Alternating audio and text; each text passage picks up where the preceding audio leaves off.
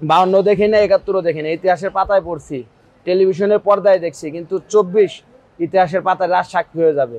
এই ছাত্র সমাজটা বাংলার বুকে কি করে দিছে। এখনো বাংলাদেশে বৈষম্য দূর হয় না, এখনো অনেক জায়গায় অনেক প্রকারের বৈষম্য হতেছে।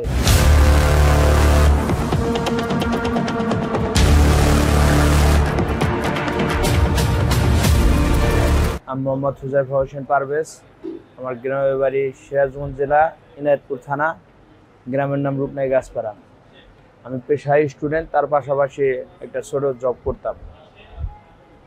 আমি ফার্স্ট আন্দোলনে জড়িত হই মোহাম্মদপুর থেকে 16ই জুলাই, যেদিন আমাদের রংপুরের, উত্তরবঙ্গের রংপুরের আবু সাইদ ভাই যেদিনকে পুলিশের গুলিতে বিকারিতভাবে তার বডিটা রাজপথে বিকল্পিত হয়, সেদিন তার ওই অবস্থা দেখে আমি মোহাম্মদপুর যে জায়গায় থাকি ওই জায়গার বড় ভাইদের সাথে একটা আন্দোলনের মিছিল নিয়ে আমরা সবাই মোহাম্মদপুর যে শ্যামলীতে ঘুরি।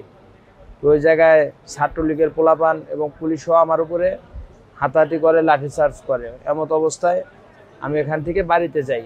বাড়িতে যাওয়ার পরে যখন দেখি দেশের অবস্থা অনেক খারাপ, তখন আমাদের এলাকায় Enayetpur Khaja Yunus Ali medical hospital and college নামে একটা ভার্সিটি আছে। ওখানকার ভার্সিটির বড় ভাইয়েরা যখন আমাদেরকে আবার ডাক দেয় আন্দোলনে নামার জন্য, রাজপথে নামার জন্য, তো 4 আগস্ট সকালবেলা বাড়ির থেকে যখন আন্দোলন উদ্দেশ্যে বাইর হই, তখন আমার বাড়ির থেকে আমাকে জিজ্ঞেস কই যাস। বললাম বড় ভাইরা ডাক দিছে, রাজপথে যাবো আন্দোলন করতে। কয় বাবা, আমি ফ্যামিলির আবার একটাই ছেলে। তখন আমার মা আমাকে ঠেকাইছে, কিন্তু আমি সব ঠেকা বাদ করে আমি আন্দোলনে বড় ভাইদের সাথে যাই। যাওয়ার পরে 4 আগস্ট যখন আমরা আন্দোলনে বাইর হই, তখন আমরা শান্তি শৃঙ্খলাভাবে মিছিল করে স্লোগান দেই। আন্দোলনে আমরা রাজপথে স্লোগান দেই, যা পোস্টার সংগ্রাম এগুলো স্লোগান দিয়ে, আবু সাইদ মুগ্ধ এগুলো স্লোগান দিয়ে আমরা আন্দোলন করতে থাকি। এত কমে আমাদের ইনায়েতপুর থানার পুলিশ এবং ছাত্রলীগ এবং আওয়ামী লীগ সহ আমাদের উপর নানানভাবে নির্যাতিত করতে পারে। এমন অবস্থায় ওই জায়গায় আমাদের 3 জন ভাই প্রথমে শহীদ হয় এবং অনেক ভাই আহত হয়। তো এই অবস্থায় আমার ওখানে প্রথমে লাগে টিয়ার সেল গ্যাস। লাগার পরে আমি স্বাভাবিক, আমার কাছে একটা লাইটার ছিল, লাইটার দিয়ে করার পরে স্বাভাবিকভাবে একটু পরে তখন আবার আমি আন্দোলনে অ্যাটেন্ড হই। ওই জায়গায় এই শহীদ হয় আমাদের সিরাজগঞ্জের শহীদে হিয়া, হাফেজ সিয়াম, শিহাব হচ্ছে আমরা একই ব্যাচের ছিলাম। সিরাজগঞ্জ ডিগ্রি কলেজে পড়ালেখা করে, আমি সিরাজগঞ্জ পলিটেকনিক্যালে পড়ালেখা করি। তো আমরা স্কুল লাইফে একই ব্যাচের ছিলাম, এসএসসি একসঙ্গে দিছি। তেমন অবস্থায় যখন আমার সহযোদ্ধা যারা শহীদ হয়েছে তাদের দেখে আমি আর ঠিক থাকতে পারি না। ওই অবস্থায় আমরা যখন থানাতে সামনে দিয়ে মিছিল নিয়ে আবার আমরা এগিয়ে যাই, তখন আমাদের উপরে থানার ছাদের থেকে টিয়ার সেল গ্যাস, আপনার রাইফেল দিয়ে আমাদের উপরে গান শুট করে। ওই অবস্থায় আমার পায়ে ফার্স্ট আপনার টাইমটা তখন 12টা, 12:30টার মতো আনুমানিক। এই জায়গায় একটা লাগে, যারা স্প্রিং বুলেট বলে, সিটাগুলি, ওটার একটা যে থাকে, ওটা এসে আমার এই জায়গায় লাগে, বাস্ট হয় আমার এই জায়গায়। তখন মানে শরীরে তখন অন্যরকম একটা ছিল, আমি ওটা মালম করি নাই, দেখছি লাগছে, ফাইটে গেছে। গায়ে একটা গেঞ্জি ছিল, গেঞ্জিটা টান দেখলে আমি এই জায়গায় বাঁধছি। বাঁধার পরে আমি ওই অবস্থায় ওখানে থাকার পরে আবার আমার একটা গুলি লাগে। ওই তার আধা ঘন্টা পরেই যখন পুলিশ একবার বলে আমাদের গুলি শেষ হয়ে গেছে, আমাদের মাফ করে দাও। তো এই অবস্থায় আমরা আবার আগে গেছি, যে ওরা যেহেতু আমাদের ভাইকে শহীদ করছে, আমার ছাত্র ভাইয়ের বুকে গুলি চলাইছে, এটা দেখে অনেক ভ্যান শ্রমিক, অনেক তাঁত শ্রমিক, অনেকে কৃষক কামার সহ সবাই আমরা থানার দিকে এগিয়ে যাই। এমত অবস্থায় ওরা বলে আমাদের গুলি শেষ হয়েছে, এই কথা বলেও তারপরে আবার ওরা পুনরায় আমাদের উপর গুলি করে। এমত অবস্থায় আমাকে যখন আমি গুলি খাই, যখন লাস্টে অনেক রক্তক্ষরণ, আমি কুলাইতে যখন না পারি, সে অবস্থায় আমার সহযোদ্ধারা, আমার ছাত্র ভাইরা আমাকে ধরে নিয়ে আমাদের খাজা মেডিকেলে নিয়ে যায়। ওখানে আমার প্রাথমিক চিকিৎসা দেয়। প্রাথমিক চিকিৎসা দেওয়ার পরে আমাকে আইসিইউতে ঢুকায়। যখন আমার অতিরিক্ত রক্তক্ষরণ হয়েছে, আমি আর কুলাতে পারি না, আমার দম বন্ধ হয়ে যেতে লাগছে। ওই অবস্থায় আমাদের এক সিনিয়র ভাই আছে, সে ডাক্তারি লাইনে পড়ালেখা করে, সে আমার ট্রলি সহ টান নিয়ে বলে ওর আইসিইউতে ঢুকান, ওর অবস্থা ভালো না। মানে তারা কথা বলতেছে, আমি শুধু কানে শুনতেছি, কিন্তু আমি চোখটা তুলতে পারতেছি না। চোখটা তুললে আমার মাথার ভিতর গুণানি নিতেছে, মনে হইতেছে যে আমি বেশিক্ষণ টিকতে পারবো না। এমন অবস্থায় শুধু বলছি যে ভাই আমার বাড়িতে আগে খবর দিয়েন না। ওই জায়গায় আবার একটা অ্যাম্বুলেন্স ড্রাইভার আছে, আমাকে চেনে, আমার বাবা আমাকে চেনে। তো সে করছে কি, আমার ফোনটা নিয়ে আমার বাড়িতে ফোন দিছে। আমার আম্মু আসছে সর্বফার্স্ট। তো ওই জায়গায় আমার আম্মু আসার পরে আমাকে ওখানে প্রাথমিক চিকিৎসা যত দিছে। রাত্রের বেলায় আমি আইসিইউ থেকে বাইর করছে যখন, তখন শুনি যে হসপিটালে পুলিশ সহ বিজিবিরা টহল দিচ্ছে।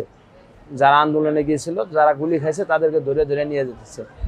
ওই মতো অবস্থায় আমি আইসিইউ থেকে 4 আগস্ট গুলি খাইছি, 5 আগস্ট আমার পাও নিয়ে হারতে পারি না। আমি আইসিইউ থেকে পলাইছি, বাড়িতে আইছি, বাড়িতে এসে ঠিক মতো থাকতে পারি না। আমার বাড়িতে হামলা করছে ছাত্রলীগ, আওয়ামী লীগের পোলাপান। পড়ালেখা করতাম, তার পাশাপাশি জব করতাম। আমি মোহাম্মদপুর থাকতাম, মোহাম্মদপুরে সাউন্ডের জব করতাম। আমি পেশায় একজন সাউন্ড অপারেটর। পড়ালেখাও করতেছি ওই লাইন নিয়ে, আমি পলিটেকনিক্যালে পড়ালেখা করতেছি, সাউন্ড ইঞ্জিনিয়ার, তার পাশাপাশি ইলেকট্রিক্যাল নিয়ে।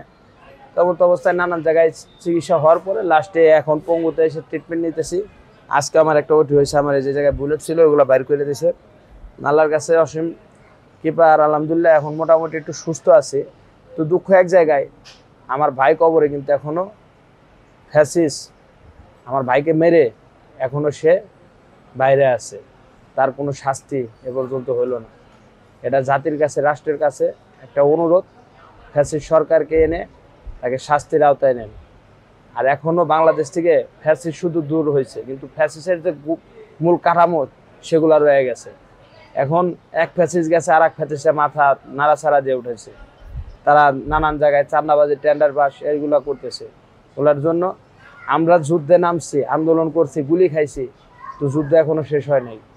এক ফ্যাসিসকে দূর করতে বেশিক্ষণ লাগে নাই। আবার যদি অন্য কোনো ফ্যাসিস মাথা নাড়াচাড়া দিয়ে দাঁড়ায়, তাদের দূর করার জন্য আবার আন্দোলন করার জন্য রাজপথে নামতে পারে। আর সর্বশেষ কথা, যে পর্যন্ত আমাদের যারা 22,000 আহত পরিবার আছে তাদের জন্য, আর যারা শহীদ পরিবার আছে তাদের জন্য যে পর্যন্ত নিরাপত্তা আইন যে পর্যন্ত ব্যবস্থা না হবে, আর এই আহত ভাইয়েরা কি করে তাদের ফ্যামিলি চলাবে, এটা যে পর্যন্ত বাস্তবায়ন না হবে, এ পর্যন্ত বাংলাদেশে কোনো নির্বাচন দেওয়া যাবে না। এটা হচ্ছে সরকারের কাছে অনুরোধ। নির্বাচন দিলে সমস্যা, আমাদের জানমালের নিরাপত্তা কি?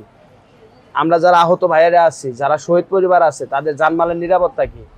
8 বছরের একটা শিশু, সেও দূষিত হয়। নারী আইন নিরাপত্তা কি? এগুলার নিরাপত্তা আইন আমরা যে সরকারকে বসাইছি, যে সরকার আমাদের রক্তের উপর আছে, এই সরকার থাকাকালীন আমাদের একটা আইনের আওতায় একটা আইনত ব্যবস্থা করে দিয়ে আমরা যারা আহত হয়ে হসপিটালে বেডে শুয়ে আছি তাদের ফ্যামিলি কিভাবে চলবে। যেমন আমার ফ্যামিলিতে আমি কর্ম করে, আমি পড়ালেখার পাশাপাশি আমার ফ্যামিলিতে আমি কর্ম করে আমার ফ্যামিলি চলাইতাম। এবং আরও অনেক আহত ভাইরা আছে, 22,000 আহত পরিবার আছে, তাদেরও তো পরিবার আছে। তো তারা কিভাবে চলবে, এটা এই সরকার, যে সরকারকে আমরা বসাইছি, আমাদের রক্তের উপরে যে সরকার আছে, এই সরকার একটা ব্যবস্থা করে যে তারপরে বাংলাদেশের নির্বাচন ঘোষণা দেওয়া হবে। এর আগে বাংলাদেশে কোনো প্রকার নির্বাচন দেওয়া যাবে না। এটা হচ্ছে সরকারের কাছে 22,000 আহত পরিবার এবং আপনার 2,000+ শহীদ পরিবারকে নিয়ে আমি একজন আহত হিসাবে তার কাছে অনুরোধ করতেছি। এখনও বাংলাদেশে বৈষম্য দূর হয় না, এখনও অনেক জায়গায় অনেক প্রকারের বৈষম্য হতেছে। যেমন হসপিটালে দালালি চলে, ব্লাড ব্যাংকে দালাল চক্র চলে, অনেক জায়গায় টেন্ডার পাশে দালাল চক্র চলে। আপনার খোঁজ নিয়ে দেখেন, জায়গায় জায়গায় বাংলাদেশের বিভিন্ন যেগুলো মেন পয়েন্ট, ওইগুলো জায়গায় দালালি চলতেছে, ওইগুলো জায়গায় টেন্ডারবাজি চলতেছে। এগুলো কারা করতেছে? আওয়ামী লীগ স্বৈরাচার সরকার গেছে, কিন্তু স্বৈরাচার সরকারের যে বীজ বেতন সেগুলো রয়ে গেছে। আর স্বৈরাচার সরকারের পাশাপাশি আরও যারা আদার্স পার্সেন্ট রাজনৈতিক দল আছে, যারা 17 বছর খাইতে পারে নাই, তারা 17 বছরের ফায়দা এখন লুটাইতেছে। এক স্বৈরাচার কাছে আর এক স্বৈরাচার মাথা নাড়াচাড়া দিয়ে দাঁড়াইতেছে। কিন্তু তাদেরকে স্পষ্ট বলে দেই যে বেশি লাভ পারা ভালো না, একদম মুচড়ে পড়বেন। বেশি লাভ পারেন না। হাসিনাকে যেমন, স্বৈরাচারকে যেমন তরাইছি, আপনাদেরকে তাড়াতে এক সেকেন্ডে টাইম লাগবে না। এটা ছাত্র সমাজ নিজের চোখে 52 দেখি না, 71 দেখি না, ইতিহাসের পাতায় পড়ছি, টেলিভিশনের পর্দায় দেখছি, কিন্তু 24 ইতিহাসের পাতায় রাজ সাক্ষী হয়ে যাবে এই ছাত্র সমাজটা বাংলার বুকে কি করে দিছে। তাই যারা আছেন তাদেরকেও বলি, আপনারা সবাই হুঁশিয়ার হয়ে যান।